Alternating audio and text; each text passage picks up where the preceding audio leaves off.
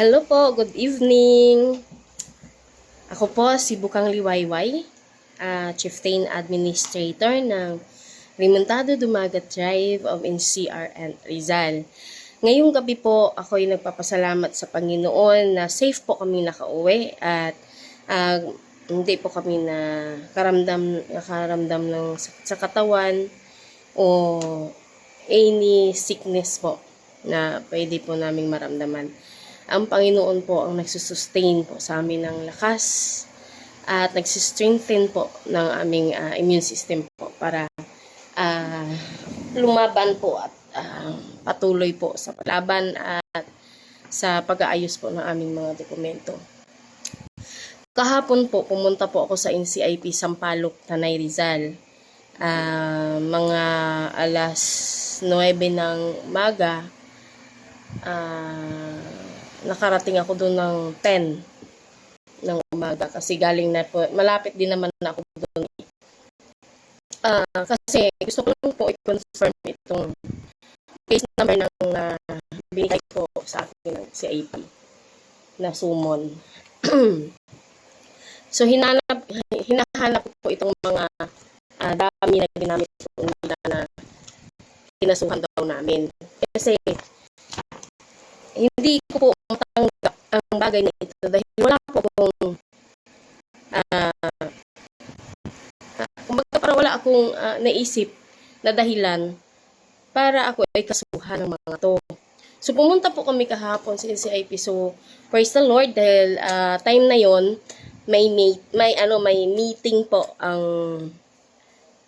buong mga leader po ng mga IP po doon sa Tanay. So, sa mga kasamahan ko pong katribuhan, may meeting po yung mga leader doon.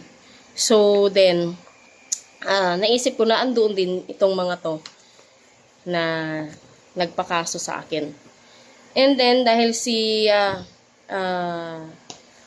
dalawa po yung kakilala ko dito, tatlo ay akin na rin po nakita ito at nakilala. Pero ako, hindi pa po ako nila nakikilala masyado. Etong dalawa lang. Pero mas close po ako dito kay Ate Myrna Velasco kasi siya rin po ay saksi din po kung paano po ako pinilit po ng tatay ko na angkinin po ang gamitin ko po yung pangalan niya at tanggapin ko na po siya bilang tatay. Siya po ay isa din po na may alam po dito sa simulat sa pool ng aming pag-umpisa po. Kung bakit po ako ay napunta sa ganito. So then, hiningi ko po kay Ma'am Reggie ng Sampaloc Tanay na kung pwede ko po siyang makausap si Tita Myrna Velasco. So bumaba si Tita Myrna. So nagulat si Tita Myrna din na ako yung nagpatawag sa kanya. So then, I miss her so much talaga. Syempre, iba pa rin yung past relationship namin. Medyo hindi lang kami ulit nagkaroon ng connection dahil sa kami po na din pong ginawa dito sa Rizal. Matinungan na demolish. So, isa na po doon na na-demolish kasi mga angkanan ko at mismo tinitirahan ko. So, nagkita kami doon. Wala naman akong galit o wala man siyang galit sa akin. Tinanong ko siya kung bakit niya ako kinasuhan. Nila pala. Ang sagot niya sa akin ay kinasuhan ko daw sila. Kasama ko daw mga to na nagkaso daw sa kanila. So, even though nagulat ako, sa anong kaso yun? Wala akong ikinakaso sa inyo. Sabi ni Myrna sa akin, Velasco, na mayroon kang kinaso sa amin. Kasama nitong Cornelio de la Rosa, Marilyn Alarzar, Boyet de la Cruz. Hindi ko nga itong nakasama even once eh. Hindi ko nga wala akong pakialam sa mga to. Wala akong connection sa mga to. At kahit minsan, hindi ko to nakasama sila. Kahit isang beses man lang na nagkatagpo kami sa daanan, hindi ko ito sila nakausap. Kahit isang words lang. Only one words. I never commit them. So, sabi ko, anong pakasong ginawa ko sa inyo? Sabi niya kasi, akala ko yung nag-chat ka sa akin na gano'n. Sabi ko, yun ang mga bugso ng damdamin na nagalit ako. Kasi kinasuhan niyo ako. Wala man akong, siyempre nagalit ako, din kinasuhan niyo ako. So, yun pala, kinasuhan nila ako dahil kasama daw ako na nagpakaso sa kanila.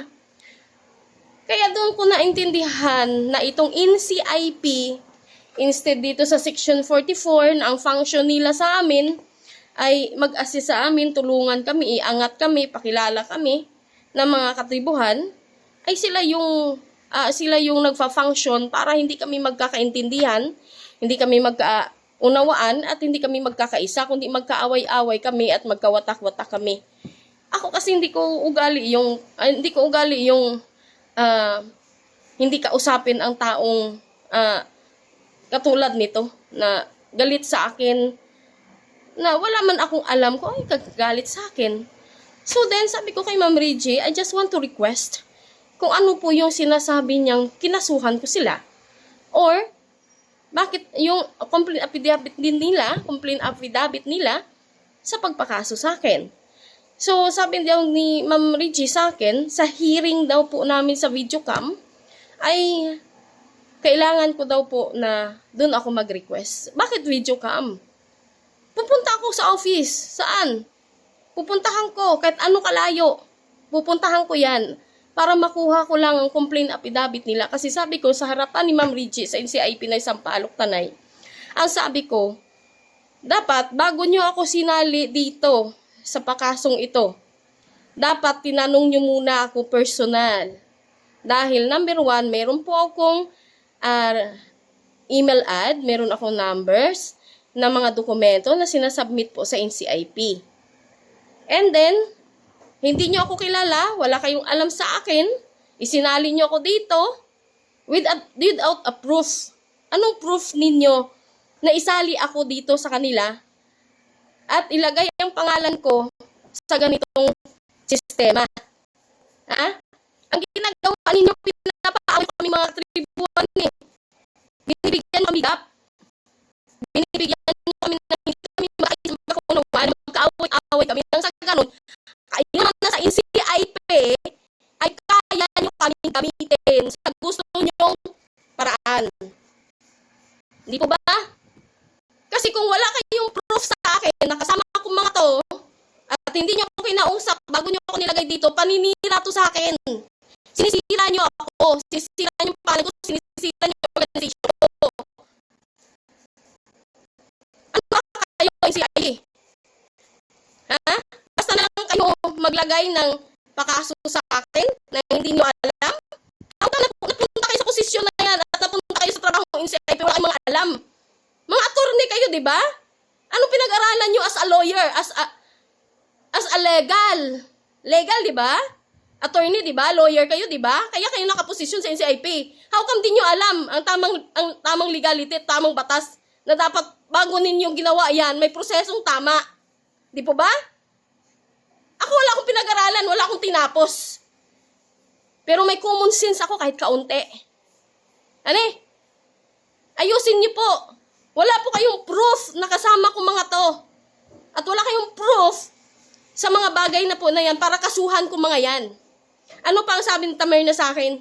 Sa harap ni Ma'am Reggie. Dami lang sila, ginamit lang sila para kasuhan kami. Ano? Ginagawa nyo kaming tanga-bubo eh. Ginagawa nyo kaming mangmang eh. Kayong mga taga-NCIP eh. The best kayo. Gumawa ng kaguluhan eh. No? Kayo gumagawa ng paraan para masira kaming mga tribo. Nandyan kayo. Ang function nyo, Section 44. Alalahanin nyo. Ang function nyo sa amin, Section 44. Hindi para sirain kami, hindi para watak-watak kami, at hindi kami magkaunawaan para magkaaway-away kami. Nandiyan kayo para sa function, i-function ninyo kami. Kilalanin nyo kami, ayusin ninyo kami, turuan ninyo kami. Hindi po ba?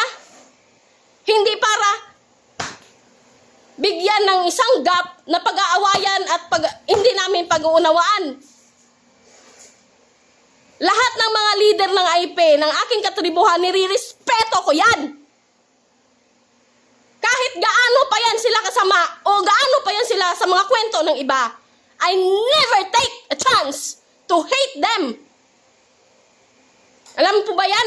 I have 100% respect the elder. At kung wala kayo niyan, wag nyo ako igaya sa inyo. Kayo mga taga-NCIP, for 5 and 6 years, ganitong ginagawa nyo sa amin. Una, allegation ninyo sa akin. Dito sa taga Bulacan, kay Lorraine Tobias. Sinagot ko yan. Pangalawa, dito sa tatay ko. Kayo lang ang nag-take decision without the legal processing, due process. Kayo lang nagdidesisyon, kayo lang gumagawa dyan. Pero ilalahanin nyo, ang function nyo sa amin is Section 44. Nakakaano kayo eh. Sinisira nyo ako eh.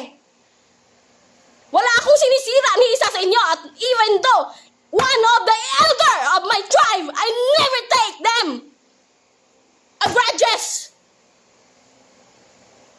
So wag nyo po akong gamitin para ikakasira ng aking katibuhan.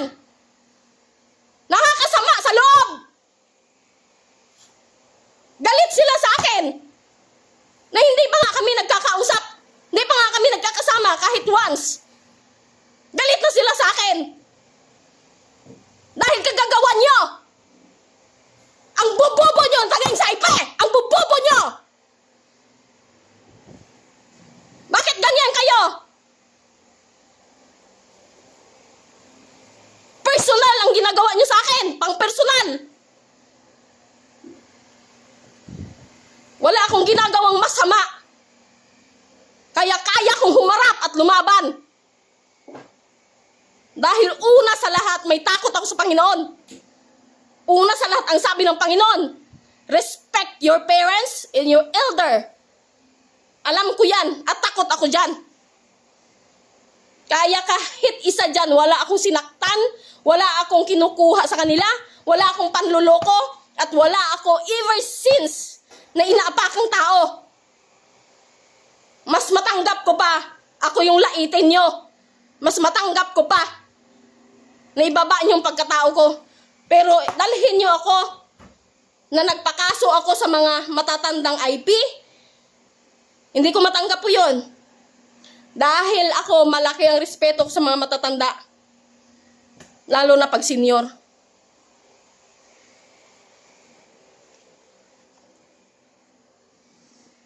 Pang personal ang ginagawa nyo sa akin. Bakit? Bakit? Ginagawa ko lang naman ayon sa IPRA 8371. And I just want to prove it myself, or even not in myself. I just to prove sa pinanggalingan ng aking mga ninuno. Kaya wag naman. Sumusobra na kayong tagayin sa IP eh. Since 2022, pinatay nyo na kami sa sama ng loob. Akyat baba kami in CIP Calabarzon 4A. Sampaloc, Tanay. Quezon City, Quezon Ave, East Avenue, National. Hindi po ako nagsasawa, napagod. Hindi ko makaayos ko. 2023, ganun pang ginawa nyo sa akin. Sabi niya, dahil dokumento, binibigay ko. Kung meron mga paraan, kailangan ko ng paraan na maibigay ko. Pagpunungan ko. Kung meron ng may ginawa akong step na hindi maganda na sabi niyo sa akin na mali, inayos ko. 2024, may DBM ako. 2023, may DBM. 2024, marami kang allegation sa akin. Humingi ako ng confirmation para sa aking organization. Ang ginawa nyo, ang diligence ng tatay ko na hindi niya ako kinikalala. And then, sinagot ko yan. Pangalawa, 2024, ang gusto nyo mangyari, ibalik ko yung dati kong name na nakansila na. Kasi ginaya ninyo ako at kasuhan ninyo ako by the PSA. Kinansila ko na yung pangalan kong isa dahil dito sa hiningi ng tatay ko sa akin. Ha? Nang parang mamatay ang tatay ko, kulang na lang iluhod niya, sarili niya, para tanggapin ko siya. Tapos dinulugence niya ako without the due process. Sa diligence niya ako, hindi ako kinikilala. Tapos yun ang ginamit nyo, without due process, para ako ay ikansila nyo. Tapos ngayon, meron na namang pakaso kayo sa akin, na ako ang nagpakaso sa mga matatandang IP. How dare? Grabe kayo ba? Nirespeto kayo, pero kung gusto nyo respetuhin namin kayo, magparespeto po kayo. Mataas ang respeto namin sa mga taga-NCIP eh. Pero sa unti-unti pong ginagawa nyo sa amin ng mga tribo ay hindi kayo karespeto eh. No? Si Sumangil, Idelito Sumangil, kinasuhan na namin yan. Pero nagagawa ninyo ng rason at napapatibay ninyo ang gawa niya. Pero itong aming patanggal sa kanya, itong pakaso namin ay hindi nyo na dinig, ay hindi nyo na aksyonan. Nandun lang, nilipat nyo lang siya. No? Lahat ng kinasuhan namin sa NCIP, wala kayong sinunod, wala kayong dininig. No ears to hear us. See? Ha? No brain to understand us. No one to follow the law. The special law, April 83-71. Nasanay na kayo. Na kayong sinusunod ng batas. Dahil hindi nyo kayang sundin ang batas. Dahil nakasanayan na ninyo sundin. Kayo ang sundin ng batas. No? Wag naman ganun. Maging fair naman kayo. Patas ba? Hindi kayo nakakatuwa eh. Oh? Nakausap ko sa harapan ni Ma'am Reggie. May kinaso daw ako. Ako daw kumaso sa kanila. Ano yun? Wala akong alam doon. Kaya ako kinasuhan ng ganito. Oh, ibig sabihin, kung ako ang nagpakaso sa kanila, matagal ng buwan na nagkaso ako sa kanila, bakit wala akong natanggap? Na kinasuhan ko pala sila? Ba't hindi ko alam na kinakasuhan ko sila? Tapos ngayon, meron pa kaso sila sa akin, kailangan makarating sa akin. Kailangan ko matanggap ang pakaso nila sa akin. Pero yung ikinaso ko sa kanila, wala akong alam at wala akong natanggap na ako pala nagkaso sa kanila, kinasuhan ko pala sila. Di ba nakakatuwa? Nakakatuwa, di ba? Kayong mga taga-NCIP, no? Galing nyo. Grabe kayo. Salot ako talaga sa inyo. Ang galing-galing nyo manira ng tribo. Para hindi magkaisa at magkaunawa ng tribo. Ang galing nyo. Salot ako sa taga-NCIP. Sobrang galing nyo. Para paikutin kaming mga katribuhan. Pag-awayin at hindi pagkaunawaan. Pero excuse me, hindi ko ugali ang magtanim ng galit o magalit sa isang tao na walang